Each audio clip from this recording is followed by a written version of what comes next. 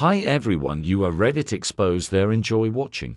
I started measuring my time with cups. The first is at home, while the city is still breathing fog and quiet horns from the bay. The second is in a tiny coffee shop on the corner of a pawn shop, where a barista named Ray endlessly argues with the regulars about which grade is revealed in ceramic sand, which in paper. The third one is already on my way to Filbert Steps, when I slip up to the coat tower and listen to the steps clatter against the solace.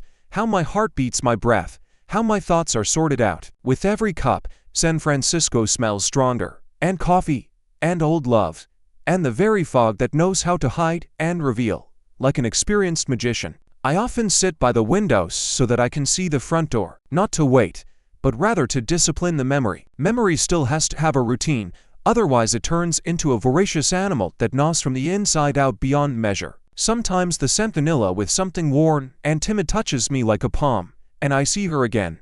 The Emily I once let in without any silly preliminaries. I'm not chasing this vision. I'll let him sit next to me, warm up over a cup, tell me news that doesn't exist, and then I'll politely ask you to make room.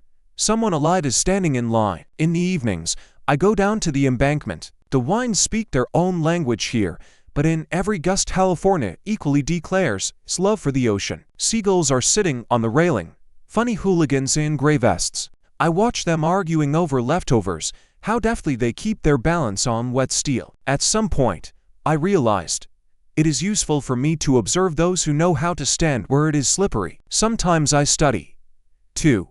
At City Lights, I found myself a corner bookshelf and a useless habit of buying poems that I already live in. Brodsky, Bishop, old magazines with other people's tinsel margins. I take them home, put them in a pile on the table and don't always read them. But the very fact of its presence on the shelf reminds us that words can be used not only to build excuses and walls, but also bridges.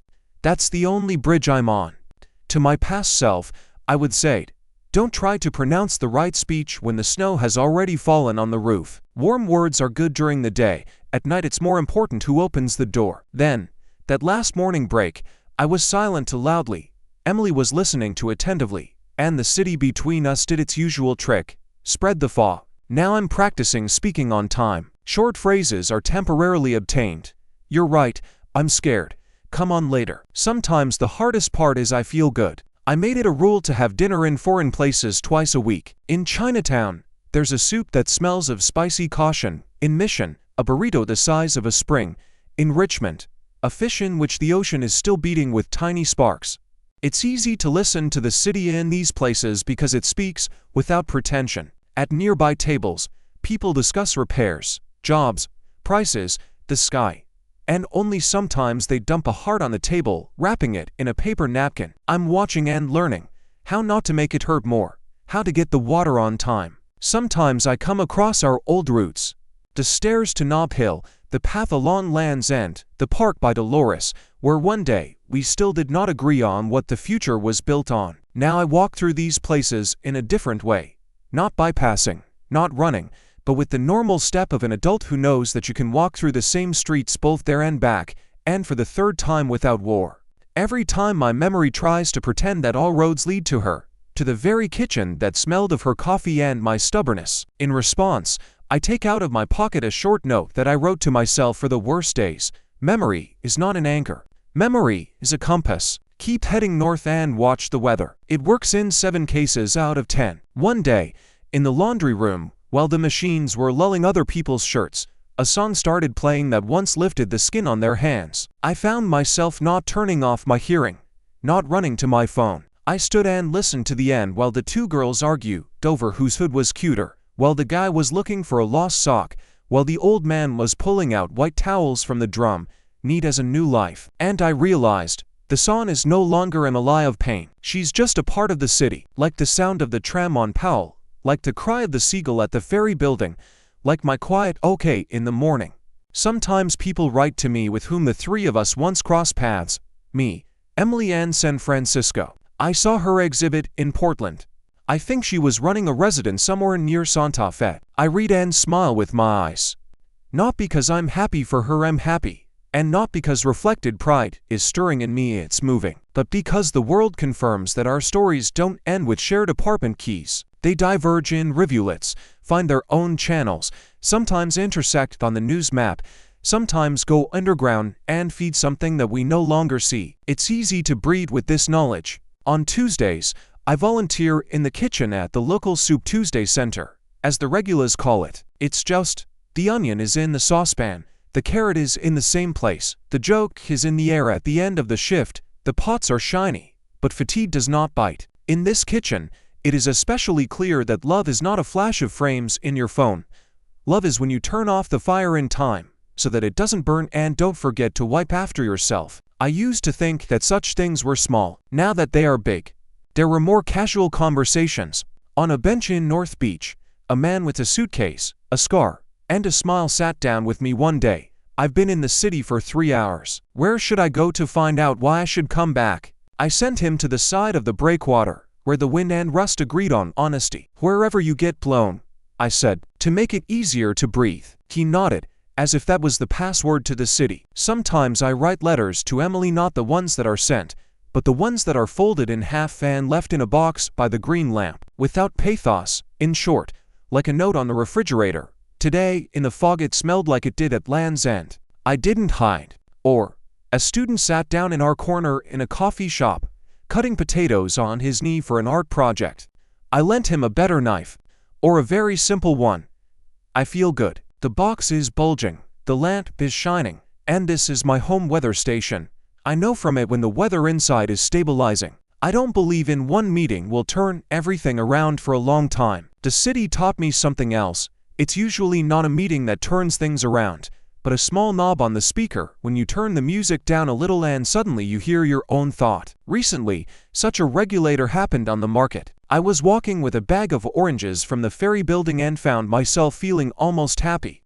Not from the oranges, although they are really good, but from the fact that there is no longer that empty echo in my chest where the wind used to howl. There is a place in the place of the echo. It can be used as a workshop, warehouse, garden tools, or friendship. If love ever goes there, it's good. If not, that's fine too. The place should not be empty, but it should not be cluttered with other people's things. At night, I sometimes climb Telegraph Hill, where the fog is so thick, as if the city really puts on a shroud to avoid being seen. I stand there, listening to the beeps, counting the seconds between them, a childhood habit that for some reason calms down better than breathing exercises. Up there, you can clearly hear San Francisco talking to itself, and I quietly enter into this conversation.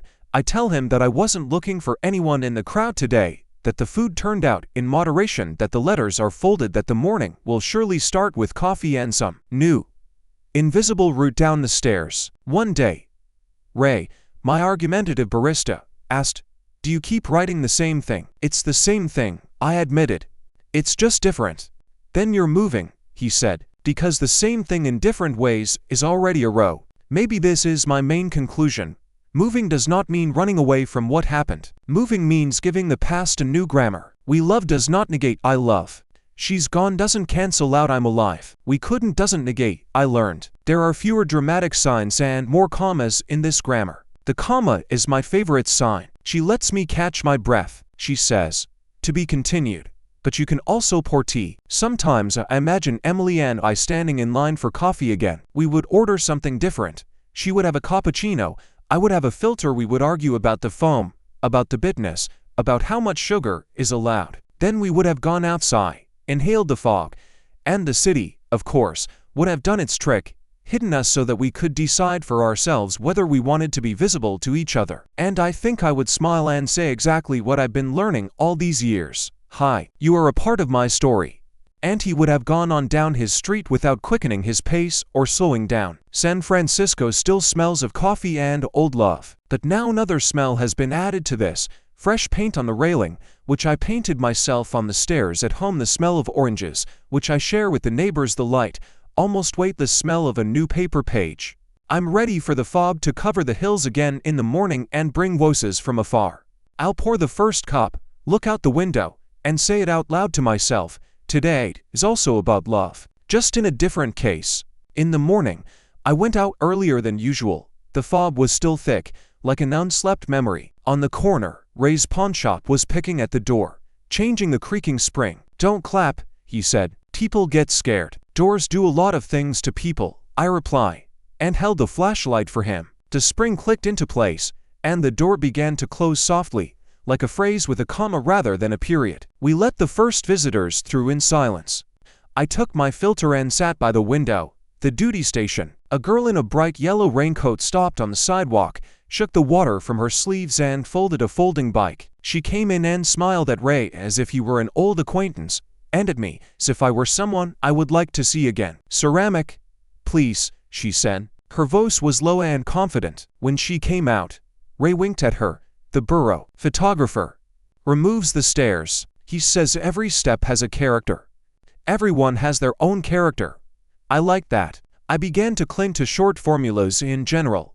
They are like knots on a handkerchief. They help to remember important things without unnecessary solemnity. There is a new chef at the Tuesday Soup Center, an elderly Chinese man named Ken. He cuts vegetables like he's playing scales. In the third week, he asked why I always take care of the cleaning instead of, say, salting the soup. "Cleaning is a place where there's less chance of messing up," I said honestly. "Or more likely to hear," Ken replied, and pointed with his chin at the queue at the door. I listened carefully. It's true that people talk to mops more easily, and they did to cooks. Pieces of life floated up between the scraper and the bucket that didn't need recipes, just so that they wouldn't be interrupted. I started coming earlier and staying later. I pasted a sheet of "what can I say" to a volunteer on the door. "Thank you. It's hard today. I want to be quiet next to you." No one touched the sheet, but I saw how it was read with the eyes of those who entered without words and left feeling better. On Saturdays, Nora and I began to cross paths on Filbert Steps. She took pictures of the stairs, under different lights, wet, dry, empty, with a cat. One day she asked, "Why do you walk up all the time?" "To make it more honest," I said, "and so that the fog has a competitor." She laughed. We walked part of the way together. At the Coat Tower, she showed a picture of a hand-polished handrail like a prayer book. The picture showed something I hadn't noticed before. Metal remembers more than stone. Sometimes, when I came back, I looked at the city lights. There was a stack of postcards with a coyote under the moon on the counter, a naive but warm drawing. I bought one. At home, he signed it with the shortest possible phrase, "I live." I didn't send it. I put it in a box by the green lamp. The box has become heavy. It seems that it has already accumulated a small weather summary for the whole year.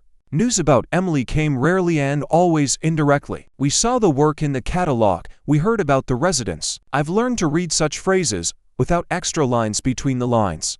Living means living. This is more important than where and how. A short word. Lots of air. At the market, I once got into the usual argument between two city activists. They were swearing about a palm-wide bike lane. I didn't interfere until I heard something familiar. "It's enough according to the norms." Norms are minimal politeness, I said to their backs. Convenience starts after. They looked like they were looking at a passerby who had sent a comment to an uninvited address. But one of them wrote it down anyway. Maybe it will work. Ray, meanwhile, continued to argue about ceramics. Nora once brought him a mug of her own handiwork, thick-walled, with a small chip at the handle. "Is that the plan?" he asked. "It just happened," she said. "But it doesn't stop you from holding it. Sometimes a crack is just a place for a thumb. I asked you to pour it into this mug for me. It was really comfortable to hold. The finger had a place to lie." I thought about my heart. Perhaps its chip has also become a place to hold on to. We launched a little thing in the center. The evening of commerce. On Wednesdays, after dinner, everyone brought one phrase that they wanted to keep for the week. Ken brought "don't overdo it." The woman in the queue "don't take up the last 10 minutes of sleep." The teenager "don't read comments after midnight." I brought the "hold it first, then explain." We wrote everything down on paper napkins and put it in a jar. A month later, the jar had to be replaced with a box. 2 days later, the box moved to the shelf where we keep spices. In soft cases, the order is the same as in the kitchen. Each word has its own jar. Each jar has its own lid. We didn't schedule meetings with Nora, but the city did its own thing. I was once carrying home a bunch of oranges and a pack of pasta, and she was carrying a tripod and a small cactus wrapped in paper. We stopped at the crossing, waited for the light to turn green, and crossed together. "Do you still write the same thing in different ways?" "What is it?" she asked. "It seems so." "Are you still trying to convince me to take pictures?" "Stairs love attention," Nora replied. They just need to promise that the picture will not be about sports, but about relationships. About relationships, it was close. I realized that next to her, I didn't have to try on words like new shoes. You can wear old ones, but clean ones. In winter, the fog lay especially low, and the city became quiet to a whisper. I went up to Telegraph Hill more often, counted the beeps, and called names less and less often. Extra names attract extra shadows. Instead, I listed the cases, to whom I gave the keys to the pantry, where I wiped the handrail, to whom I reminded about the hat. If somewhere between keys and hat the thought of Emily slipped by, I didn't chase it away, but I didn't enlarge it either. She became like a kettle on the back burner. She boils when necessary and does not interfere with cooking soup on the front. In the spring, I bought a small rosemary bush at the farmer's market. The seller had palms that smelled of earth and lemon.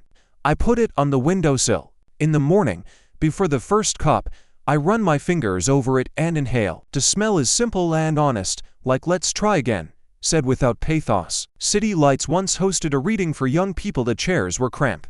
There was a crowd at the door, and the poems rhymed and broke. The guy in the cap read about how difficult it is to apologize to the city. The girl is about stairs. I chuckled. When the open mic was announced, "Ray, yes, Ray." He nudged me with his elbow. "Go ahead. Bring your comma." I went out and read 3 paragraphs, about a door that closes softly, about soup that doesn't need to be over-salted, about a step where it's convenient to linger if someone is having trouble breathing. No one shouted bravo, but then a woman in her 60s came up to me and said, "Thank you for the door." And that was enough for a whole week. Nora suggested that Ray have a small wall of photographs, the characters of the steps. Ray grumbled about who's going to wipe the dust, and the next day he hung up the wire and clothespins. People began to mark their places in the photo. This is where someone proposed, this is where he stumbled and didn't fall, and this is where he got up for the first time without stopping. Everyone has their own geography of victories. One morning, an envelope with no return address appeared in the coffee shop. Inside is a postcard with the same coyote and a short inscription, "Thank you for living." The handwriting is unrecognizable, and it doesn't matter. I put the postcard in the box under the green lamp. I answered mentally, "And you." With each such "and you," the city became rounder, softer, like a pebble in a pocket that warms up from the palm of your hand. Nora and I stayed longer than usual at Filbert Steps. She talked about a frame that doesn't add up. I listened and suddenly realized that I know how I can help. "We'll go before dawn tomorrow," I said, "when the stairs are not pretending to be cheerful yet." She has different shoulders in the morning. She looked at it carefully and nodded. At dawn, the stairs were really different, moist, polite, without urban bravado. Nora snapped the camera, hardly breathing. I held a tripod for her, counted the steps to the landing, and made sure that none of the early runners bumped into the frame. At some point, she put her hand on my wristweight and I felt the blood beating steadily and calmly. "No hurricanes, without fanfare. It's just beating." "Thank you," she said, when the light turned to daylight. "It looks like it's worked out now." "You're welcome," I said, and he added to himself, "Hold on before you explain." I brought 2 photos home. I kept one for myself, took the other to the center and attached it over the sink. Signed it. It was hard here. It got easier. It's more pleasant to wash dishes under this phrase. By summer, my cups had become lighter. I still measure the coffee time, but the cups no longer serve as a shelter, rather, they serve as route markers. The first is to wake up. The second is to meet someone's eyes and not high. The third is to share the silence with someone who came without words. Sometimes I still see a silhouette in the crowd that looks like Emily. The heart makes a small leap. Pure physiology. And immediately calms down. I learned to smile at these phantoms as if they were good friends. "Hello. Thanks for being here.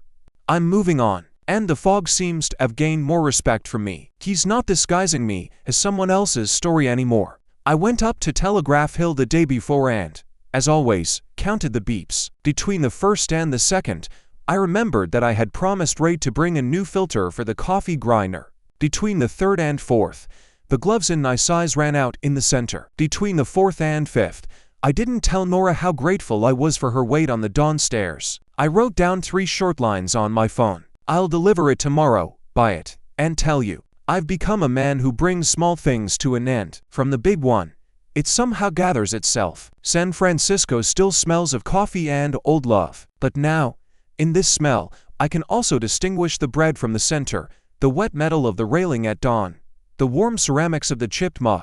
I still tell myself in the morning, today is about love. Just clarifying, not to anyone, but to everything that can be held in time. And if you suddenly ask me what's next, I finally have a short and working answer. Next is a step.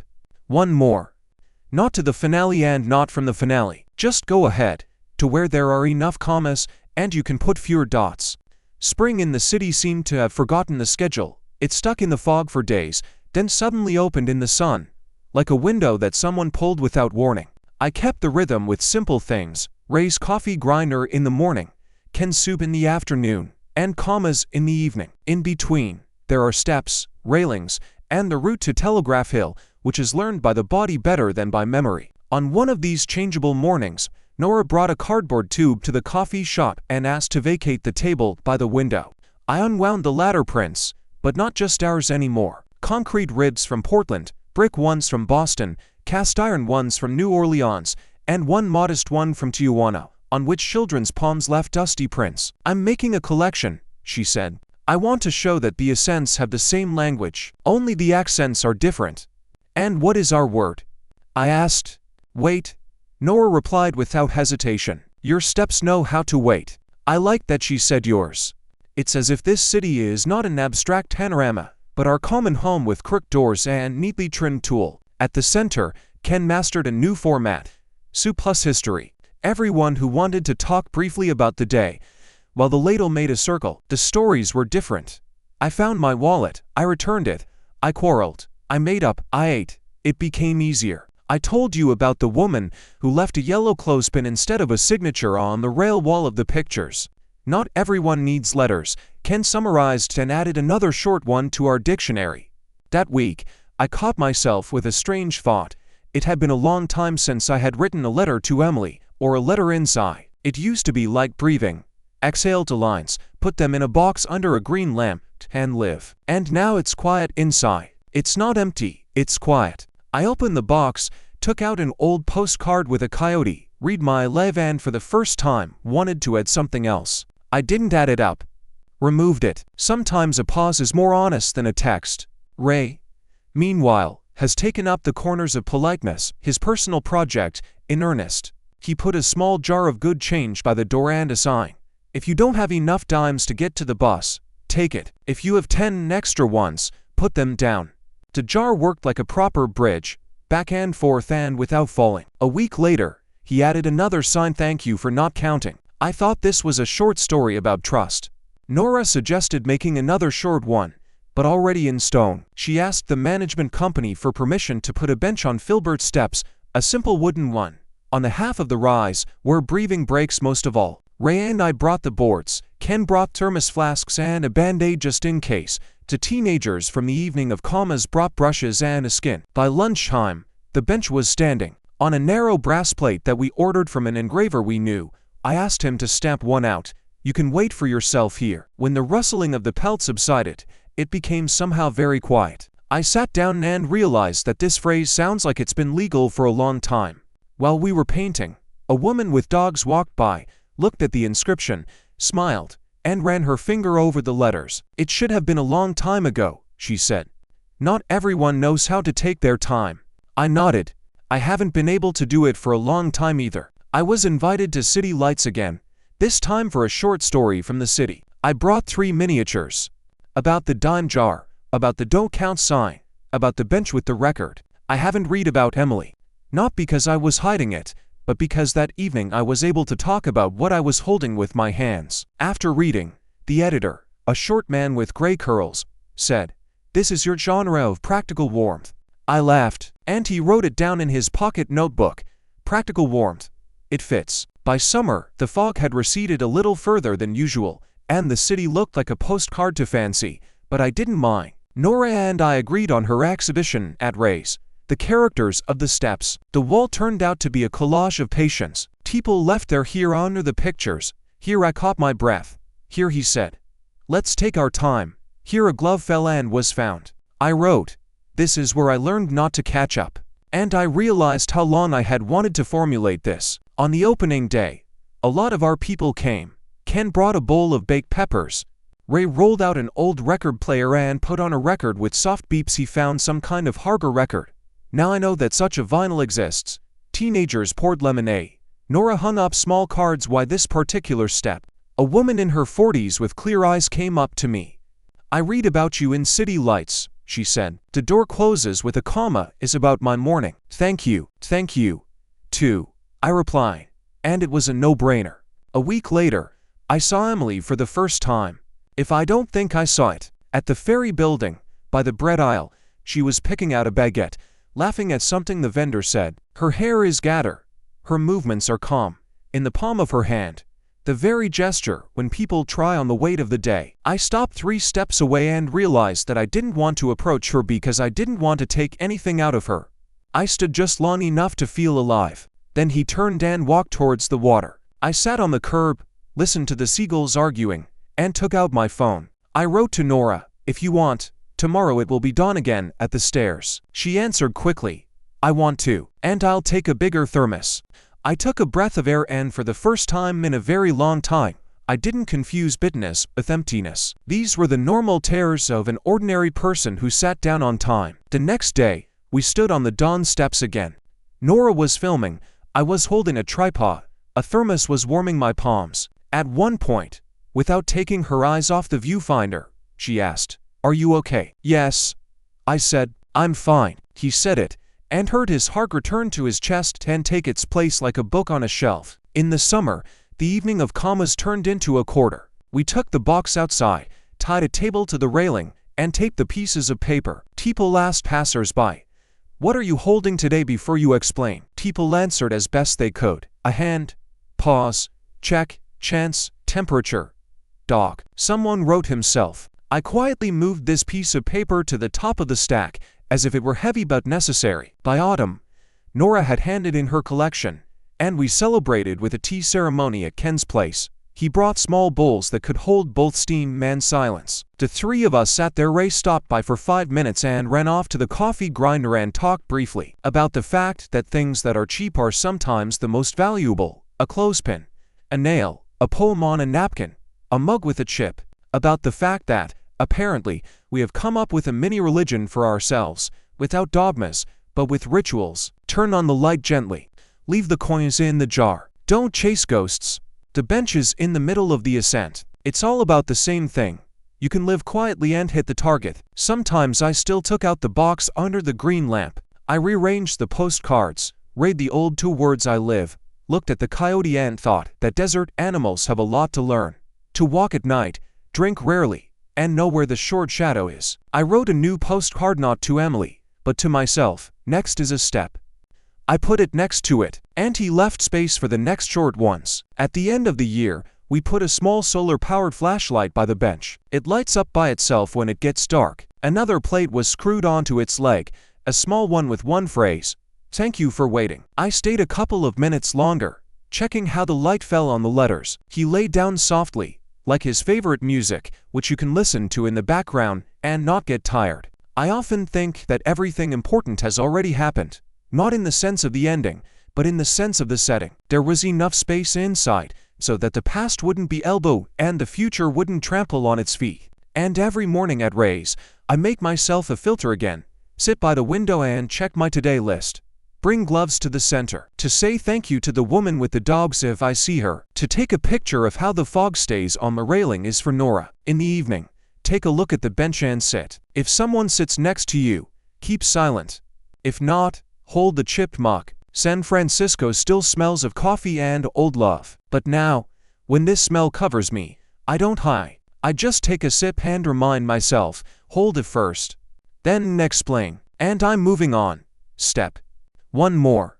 Where there are enough commas for a whole story. Winter was also turned on without an announcement that year. The fog stretched lower. The lanterns on our steps lit up earlier. Out of habit, I went to Ray's place, took the filter, went up to the bench and sat down to wait for myself. Someone had stuck a folded napkin on the leg of the solar lamp. There are 2 words on it in ballpoint pen. I live. I held this napkin with both hands, as if it were fragile. I recognized my first letter to Emily in it, and realized that it wasn't just mine anymore. I hid the note under the record, thanks for waiting, so that the wind wouldn't blow it away, and stayed for another minute to listen to the city rustle. A couple of weeks later, Nora showed the print of a new frame, our bench, half-mow steps, someone in a down jacket, a palm on his knee. The signature is simple. Pause. We hung the picture at Ray's place. People left their short messages under it. I was breathing. I looked down and wasn't afraid. I poured myself some water. Ken said, "You guys have turned on some kind of invisible faucet." That's probably true. On a spring morning, when the fog had receded to the water, I saw Emily again. Not by chance, not it seems. On the embankment by the pier, she was walking towards them with a paper cup, and next to her a boy in a bright hat was jumping through cracks in the asphalt. We're almost level. I slowed down a bit, and so did she. We met eyes, as those who were closer than acquaintances meet. She nodded, calmly, like an adult. I nodded back. Nothing else was needed. The boy tugged at her sleeve. "Let's go." She smiled, not at me, but at the day. I went on my own way. At home, under a green lamp, I took out a wooden box. I rearranged the postcards and put an empty one on top. I thought for a long time about what to write. Then he wrote out 3 words, neatly, without decorations. "Thank you. I'm at home." I closed the lid, not forever, just without haste. I added a small key to our bench to the box, the same hexagon that we used to tighten the bolts after the rains. Let it lie nearby. Every memory must have a tool. In the evening, I looked at the stairs. The lamp was already on, and the letters reflected warmly on the plate. On the board of the bench, someone had scrawled a funny and correct thing with a nail. "You can take your time here, even when you're late." I ran my finger over the scratch. It was rough and alive. Sat down. He held the silence. He held the chipped mug. He held himself. San Francisco still smelled of coffee and old love.